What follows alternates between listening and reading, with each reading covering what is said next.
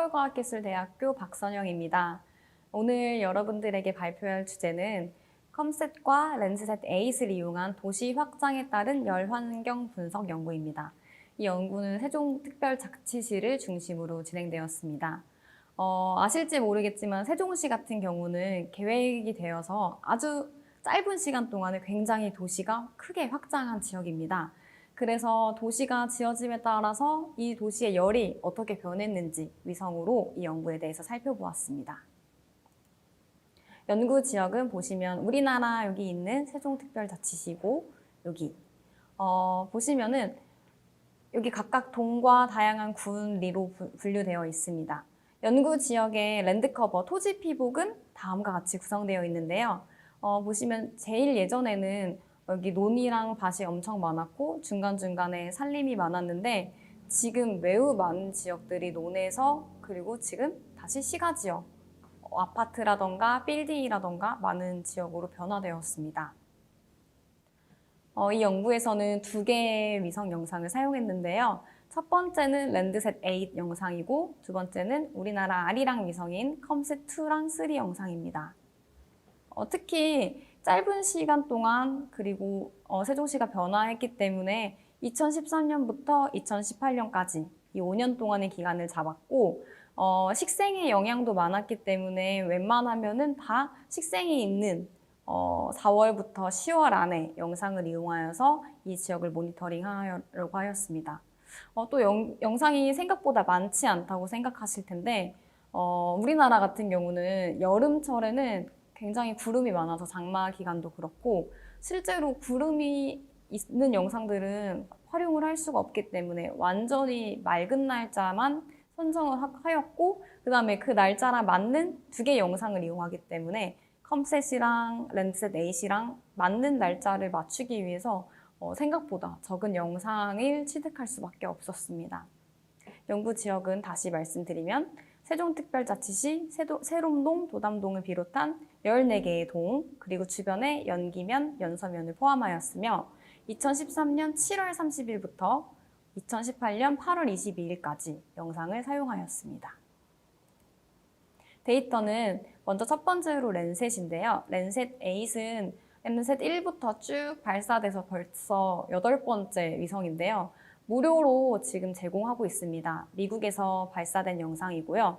광학 자료들을 제공하고 있는데 이 밴드들을 보시면 우리가 알고 있는 RGB의 블루, 그린, 레드 밴드, 그리고 근적외선, 그리고 단파적외선 등 다양한 정보를 제공하고 있고 또한 여기 썰멀이 있는데 열적외선 밴드에서 지표면 온도를 산정할 수 있도록 이 정보까지 제공하고 있습니다.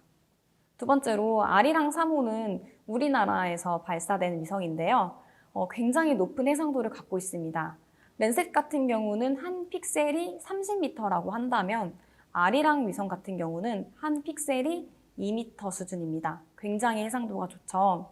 컴셋2 아리랑 위성 2호 같은 경우는 각각 광학 채널이 한 픽셀당 4m의 해상도를 가지고 있고 그 다음에 발사된 컴셋 3 같은 경우는 한 픽셀이 다 2.8m의 해상도를 가지고 있습니다.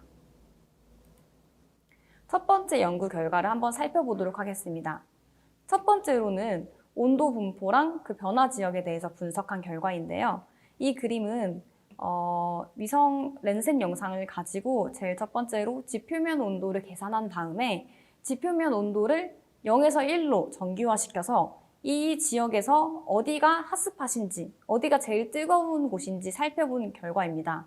온도 자료를 바로 이용할 수 있지만 바로 이용하지 않은 경우는 우리가 데이터를 취득한 날이 같은 날도 아니고 각각 다른 날이기도 하면서 또 연도마다 어떤 해는 굉장히 뜨거운 연도도 있고 어떤 연도는 굉장히 뜨겁지도 않고 그냥 평범했던 연도도 있는데 그런 특성들이 반영돼서 이런 특성 때문에 이 지역에 우리가 보고자 하는 거는 시간에 따라서 도시가 확장됨에 따라 어느 지역이 더 뜨거워지고 차가워지는 거를 보고 싶은데 그런 기상학적 요인이 들어가면은 분석에 제대로 영향을 주지 못해서 이번에는 정규화시켜서 진짜 어느 지역이 이 지역에서 제일 뜨거운 핫스팟인지 찾기 위해 정규화시켜서 사용하였습니다. 두 번째는 이 정교화시킨 온도 맵을 각각 행정구역 단위로 평균을 하여서 나타낸 그림입니다. 보시면은 앞에 있던 토지 피복도를 봤을 때 여기 시가지 말고 초지를 빼고 나머지 이제 이 부분들이 시가지인데요. 보시면 산림 지역에 비해서 시가지와 나지 같은 경우가 굉장히 높은 온도를 나타내고 있습니다. 또한 시가지랑 나지가 높은 온도를 나타내는 이유는 식생이 적기 때문에 태양으로부터 오는 열이 다 현열로 이용되어서 바로 온도가 올라가는 거죠. 그렇기 때문에 높은 지표면 온도 특성을 나타내고 있습니다. 두 번째 결과는 NDVI, NDVI를 이용한 도심 변화 분석인데요. NDVI는 정규화된 식생 지수이고 NDVI는 정규화된 시가지 지수입니다. NDVI를 통해서 이 지역이 얼마나 식생이 활발한지를 알 수 있고 NDVI를 통해서는 이 지역의 지금 시가지가 얼마나 지금 도시가 많이 성장해 있는지, 나지가 많은지 그런 부분들을 확인할 수 있습니다. 위의 영상은 이 시기를 촬영한 실제 RGB 조합의 영상 사진이고요. 아래가 NDVI, 그 다음이 NDVI입니다. 봤을 때 일반적으로 영구 지역에서 NDVI가 낮은 지역이 여기 보시면 NDVI가 높게 나타나죠. 그 말인즉슨 시가지역, 나지에서는 식생의 비율과 식생의 활력도가 적고 그 지역 같은 경우는 확실히 NDVI에서도 이 지역이 얼마나 더 시가화되었는지 확인을 할 수 있습니다. 특히 2013년에서 2015년으로 넘어갈 때 세종시가 굉장히 많이 도시화가 진행됐습니다. 그래서 지역을 보시면은 갑자기 많은 지역들이 여기 밝게 보이는 부분들이 시가지로 변화된 지역인데요. 그 지역이 굉장히 많이 확장돼 있음을 우리가 확인할 수 있습니다. 그 다음으로 변화 지역 원인에 대해서 심층적으로 분석을 해봤는데요. 이 지역 같은 경우는 세종시의 전체 지역 중에서 가장 핫스팟의 변화가 두드러진 곳을 찾은 것입니다. 첫 번째 사이트가 고운동이랑 준촌동 지역인데요. 2013년, 15년, 16년, 18년까지 갈수록 여기 열이 핫스팟이 점점 뚜렷하게 나타나는 것을 볼 수 있습니다. 여기는 점진적으로 이렇게 증가하고 있고 지도를 보시면은 여기가 핫스팟인 거를 지금 보실 수가 있으시겠죠? 노란색, 빨간색으로 표시된 것. 랜센 영상을 통해서 제일 첫 번째 줄에서 도심지 내에 핫스팟이 어딘지는 대충 확인을 했지만 그 아래 영상을 봤을 때 왜, 어디인지 확실하게 확인할 수 없습니다. 왜냐하면 공간 해상도가 한 픽셀당 30m이기 때문에 뚜렷하게 보이지 않는다는 단점이 있죠. 하지만 컴센 영상으로 봤을 때는 아파트 동 하나하나가 보일 정도로 굉장히 뚜렷하게 그리고 높은 해상도로 정보를 제공합니다. 그래서 이 지역이 핫스팟인 이유는 아파트가 생겨서 혹은 논이나 초지였던 곳이 지금 나지로 바뀌면서 그런 식으로 핫스팟이 점점 이동했던 것을 우리가 확인을 할 수 있습니다. 또 한 가지 흥미로운 점은 우리가 생각했을 때는 아파트나 빌딩이 많으면은 제일 온도가 높을 거라고 생각하지만 여기서는 나지 지역에 핫스팟이 굉장히 많이 관찰된다는 점을 확인할 수 있었습니다. 그 이유는 아파트 건물이 밝은 색이기 때문에 우리 여름에 까만 옷 잘 안 입고 하얀 색깔 옷을 입죠. 까만 옷은 빛을 흡수한다고 생각해서 다들 잘 안 입고 하얀 색깔 옷을 많이 입는데 이것도 거의 비슷한 원리라고 보시면 됩니다. 아파트 건물이 밝은 색이어서 반사를 시키기 때문에 상대적으로 나지보다 온도가 낮게 나타내는 것으로 생각됩니다.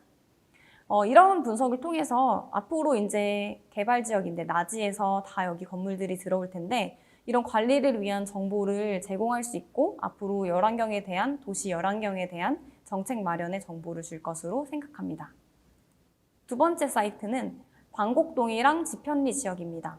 이 지역 같은 경우는 갑자기 급격하게 열환경이 변화하는 걸 볼 수 있죠. 핫스팟 영역이 2013년에서 15년에 한 번 크게 확장되고 또 여기 지역이 많이 확장되고 그 다음에 더 확장되는 걸 우리가 볼 수 있습니다.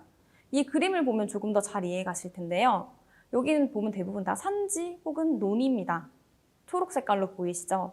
그런데 2015년으로 넘어갈 때 이쪽이 다 개간이 되어서 나지로 바뀌고 그 다음에 넘어갔을 때 많은 지역이 또 낮이가 생기고 이쪽에 섬의 낮이가 되었던 부분들이 건물이 되고 있습니다. 여기는 굉장히 빠른 속도로 개발이 이루어지는 곳이었기 때문에 이 지역이 도심지의 급격한 변화에 따른 열 환경 분석에 대한 좀 정보를 더 많이 제공해 줄 수 있다고 생각합니다. 특히 지편리 같은 경우는 2021년, 2022년에 계속 이 낮이에 건물들이 들어갈 예정이기 때문에 이 도시화가 더 심해지고 이 핫스팟들이 더 증가할 것으로 생각되어집니다. 결론과 요약을 맺자면 우리가 앞에서 봤던 것처럼 세종시 5년 동안의 도시화가 이루어졌는데요. 도시 내 열환경 문제를 수반하고 있습니다. 낮이라던가 그리고 건물들이 밀집된 지역은 산지나 혹은 호수가 있는 곳과 달리 굉장히 온도가 높게 나타나는데요. 이런 부분들을 효과적으로 대응하기 위해서는 도심지 열환경 모니터링이 굉장히 필요합니다. 또한 도시화가 진행됨에 따라서 평균 온도가 높은 행정구역들이 시간이 지나면서 굉장히 두드러지는 걸 볼 수 있는데요. 특정 지역 같은 경우들 핫스팟이 2018년 기준으로 봤을 때 포인트 있게 나타나는 걸 볼 수 있습니다. 보통 일반적으로 식생지수가 낮고 그리고 NDVI, 시가지수가 높은 영역에서는 핫스팟이 뚜렷하게 나타났죠. 이 지역은 지표면 온도도 똑같이 높게 나타나고 있습니다. 따라서 도시화가 지속적으로 진행된 지역 같은 경우는 또 이제 급격하게 나타난 지역 같은 경우는 핫스팟의 그런 모양이라던가 그런 열적 환경 변화가 좀 다른 양상을 보여주기 때문에 이런 지역의 특성 같은 거를 확인하여서 앞으로 도시 계획이라던가 열환경 분석 관리에 적극적으로 활용할 수 있을 것으로 생각됩니다. 네, 이상으로 발표를 마치도록 하겠습니다. 감사합니다.